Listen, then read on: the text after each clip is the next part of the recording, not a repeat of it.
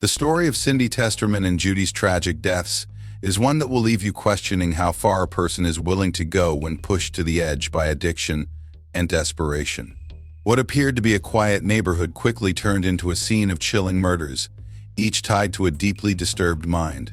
In this documentary, we'll uncover the unsettling truth behind their deaths and the twisted motives that led to the destruction of two lives, forever changing the lives of those who loved them. In a town where nothing ever seemed out of the ordinary, two women would soon become the victims of a shocking and brutal crime. Cindy Testerman and her neighbor Judy were both found dead, their murders intertwined by a web of greed and addiction. As the investigation unfolded, a twisted truth emerged, a truth that would shatter the peace of the community and reveal a dark secret hidden right under their noses. In a world where family is supposed to protect you, what happens when that very bond becomes the catalyst for unimaginable horror?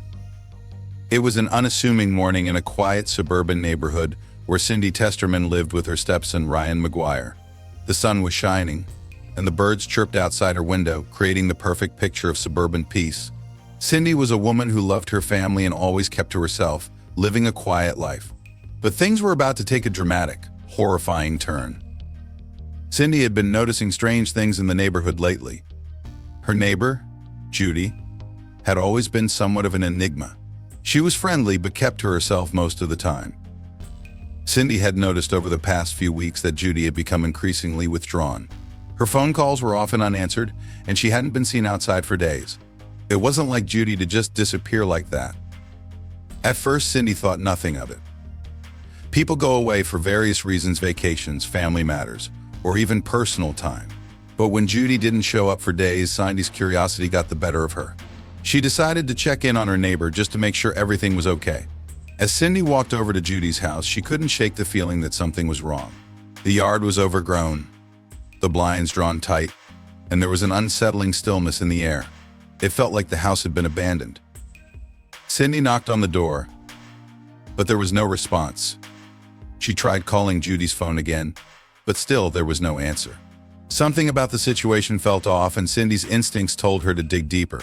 She contacted Judy's family, but no one seemed to know where she had gone. The lack of answers was unsettling, and Cindy couldn't help but feel a knot form in her stomach. She had to find out what had happened to her neighbor. Days went by, and Cindy became increasingly anxious.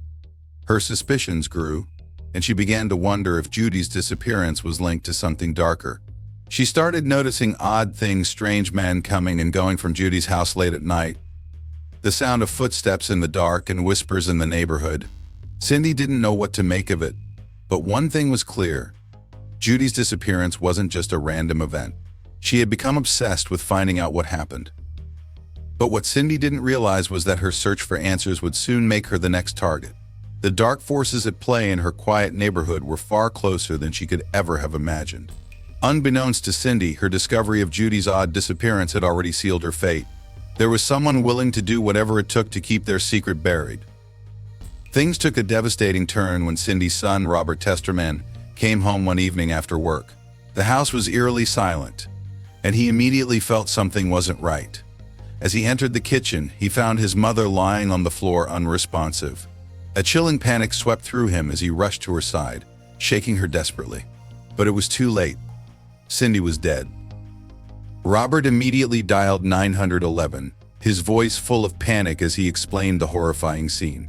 The operator reassured him help was on the way, but Robert could feel the weight of dread pressing down on him.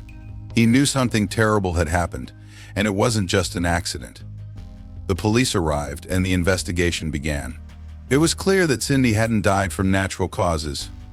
Her body showed signs of struggle, and the house looked as though it had been ransacked. But why? The once peaceful neighborhood had now become the scene of a horrific crime, and the detectives knew that this was only the beginning. Cindy's death was just the first piece of a twisted puzzle, one that would reveal even darker secrets hidden within the quiet streets. The police wasted no time in launching a full-scale investigation into Cindy's death.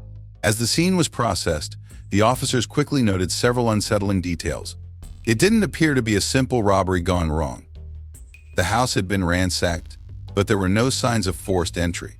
The place was in disarray, with personal items scattered across the floor, but nothing seemed to have been taken. The most disturbing clue, however, was Cindy herself. Her body had been found in the kitchen, with clear signs of violence. It was a brutal crime, and it was becoming clear that there was more to this case than just a botched burglary. Detectives began to piece together the timeline. Cindy's last known interactions were with her neighbor, Judy, and her stepson, Ryan McGuire. Judy's sudden disappearance had raised red flags, and now, with Cindy's murder, those concerns had intensified. The investigators soon realized that Cindy and Judy's cases were likely connected, though the details were still unclear. Was this the work of a single killer, or was something more sinister at play? As the investigation unfolded, a sense of dread began to settle over the neighborhood. The detectives worked tirelessly to gather clues, interviewing neighbors and reviewing security footage from nearby homes. What they found next would start to shift their focus toward one suspect, Ryan McGuire. It wasn't just his connection to Cindy as her stepson that raised concerns. The investigators learned that Ryan had been struggling with a serious drug addiction for months, and his behavior had grown increasingly erratic.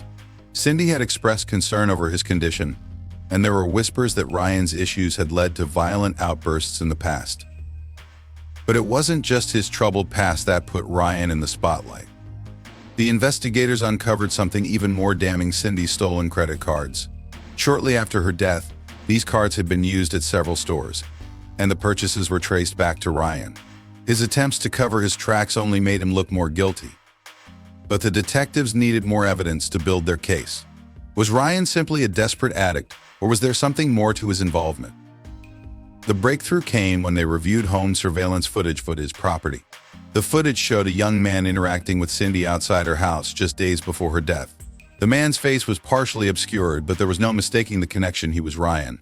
The footage provided a chilling glimpse into the moments before Cindy's death, offering a glimpse of the dark and twisted truth. With this new evidence, the detectives turned their attention to Ryan McGuire. They interviewed him, hoping to get him to crack, but Ryan wasn't talking. Still, the mounting evidence against him painted a clear picture. He was their prime suspect. As the investigation deepened, the detectives could feel they were closing in on the truth. But there was one last piece of the puzzle they needed. Why?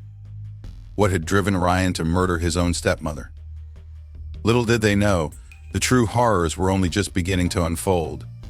Ryan's story would soon take a dark turn, and the shocking truth behind Cindy and Judy's deaths was far more twisted than anyone had imagined. The investigation into Cindy's death seemed to hit a wall for several days. Detectives were sure that Ryan McGuire was involved, but they needed something more concrete, something that would tie him directly to the murder. There was no shortage of circumstantial evidence: the stolen credit cards, the strange behavior leading up to Cindy's death, and the troubling history of his drug addiction. Still, something felt off.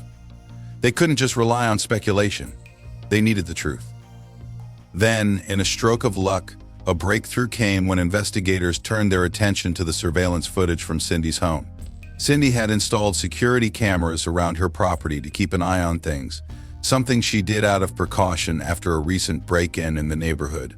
At first, the footage didn't seem like it would reveal much. It only showed the usual comings and goings of people in the area: joggers, delivery drivers, neighbors coming home. But then, one grainy clip stood out. In the footage, a young man was seen approaching Cindy's house, his steps casual and unhurried. His face wasn't fully visible at first, but his build, the way he carried himself, everything pointed to the fact that this was no random person. It was Ryan McGuire. He walked up to Cindy's door, stopped for a moment, and knocked. When Cindy answered, there was a brief exchange, and then he entered the house. The camera angle made it difficult to hear what was said, but the fact that Ryan had been there just before Cindy's death was undeniable. For the investigators, the significance of this footage was clear. Ryan McGuire had been at the scene just before Cindy was murdered. It was the crucial piece they needed to confirm their suspicions. It was also clear that Cindy and Ryan had been in some kind of interaction, though what exactly had transpired inside the house remained unknown. What was even more chilling was that Ryan had been unmasked in the video, walking away with an eerie calmness, as if he had just committed the most terrible of crimes. With this new piece of evidence, the detectives were now more confident in their theory. But they still needed to understand the motive. Why would Ryan murder his own stepmother? What was the driving force behind such a violent act? The footage revealed one thing for certain: Ryan had been involved. But the deeper they dug, the more disturbing the answers became. They scoured through the footage again and again, hoping to find more clues. But it wasn't the camera that would provide the final answers, it would be Ryan himself. The footage had confirmed that Ryan was the key, but now, the only question left was how far he would go to cover his tracks. His dark and twisted web of lies was starting to unravel, but would he be willing to confess? Or would he continue to protect himself at all costs? With the surveillance footage now in their hands, the investigation into Cindy's murder gained an undeniable momentum. The detectives knew they had enough evidence to arrest Ryan McGuire. But the most chilling part was still left to uncover: why had Ryan committed such a brutal crime against his stepmother? What could drive a man to murder the very woman who had opened her home to him? Ryan's history painted a grim picture. As detectives dug deeper into his background, they uncovered a pattern of erratic behavior tied to a severe drug addiction.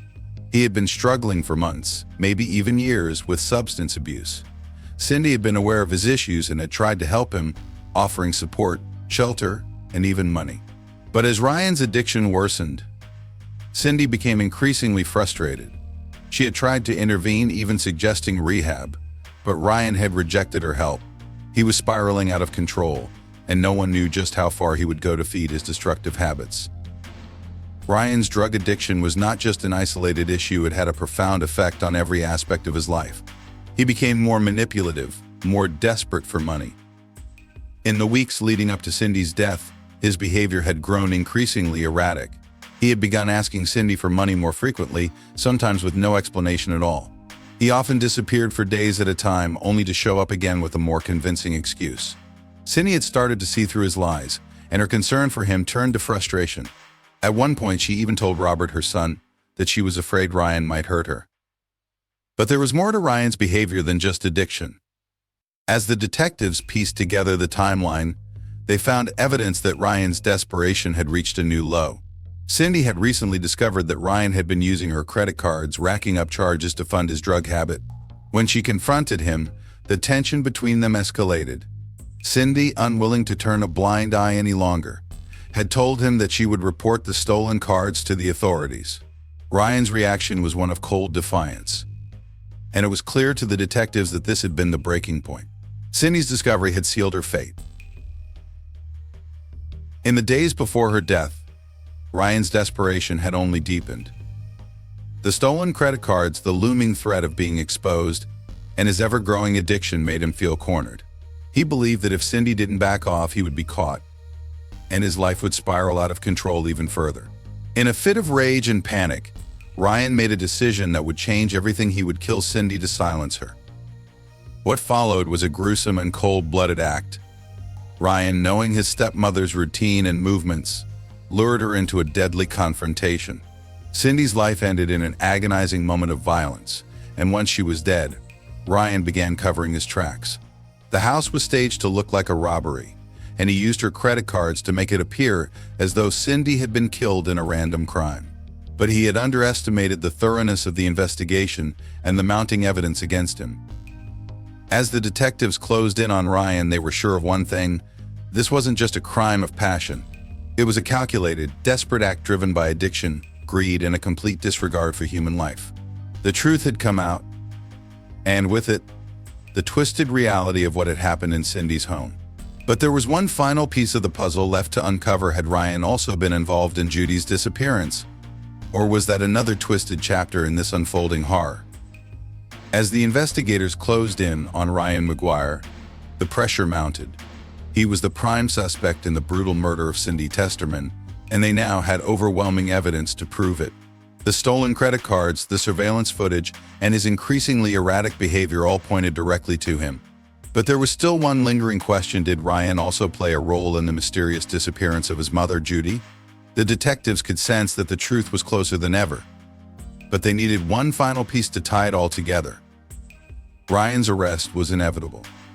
The detectives brought him in for questioning, hoping he would crack under the weight of the evidence against him. At first, he remained tight-lipped, trying to maintain his innocence. His cold demeanor only made him look more suspicious. He denied any involvement in Cindy's death, insisting that he had nothing to do with it. But the detectives could see the cracks beginning to form in his story. They weren't buying his claims of innocence. The evidence had already spoken for itself. It was during a tense interrogation, where the detectives meticulously laid out the timeline of events and the damning evidence, that Ryan finally broke. It wasn't an explosive confession, it was cold and detached, as if he had already accepted the truth. In a matter-of-fact tone, he admitted to killing Cindy Testerman. The words hung in the air, chilling the room.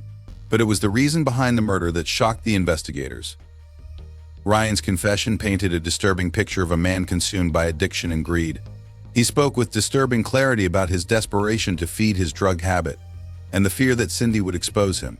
He had been using her credit cards for weeks, running up charges to support his growing addiction. When Cindy confronted him about the stolen cards and threatened to go to the authorities, Ryan felt cornered. His world, already teetering on the edge of collapse, was about to implode. In a fit of panic and rage, he murdered Cindy. He wanted to silence her, to make sure she could never turn him in. As the confession continued, Ryan revealed the shocking details of the crime. He described how he lured Cindy into the house and killed her with brutal force, staging the scene to make it look like a robbery gone wrong. He admitted to using her credit cards afterward, thinking that would divert suspicion from him. But in the end, his plan had failed. The investigators had seen through his lies, and the truth had finally come to light. However, the interrogation wasn't over. The detectives still had one lingering question: what about Judy?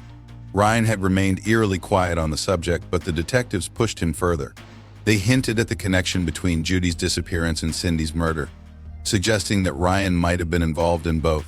Slowly, Ryan's mask began to slip, and the truth about Judy's fate came into focus. Ryan confessed to the detectives that he had been the one to kill Judy as well. His mother's disappearance, which had seemed so strange to everyone, was not a mystery at all. Ryan had murdered Judy months earlier. She had been a convenient obstacle in his life, someone who stood between him and his goals. Like Cindy, Judy had been an unwitting part of Ryan's spiraling descent into addiction.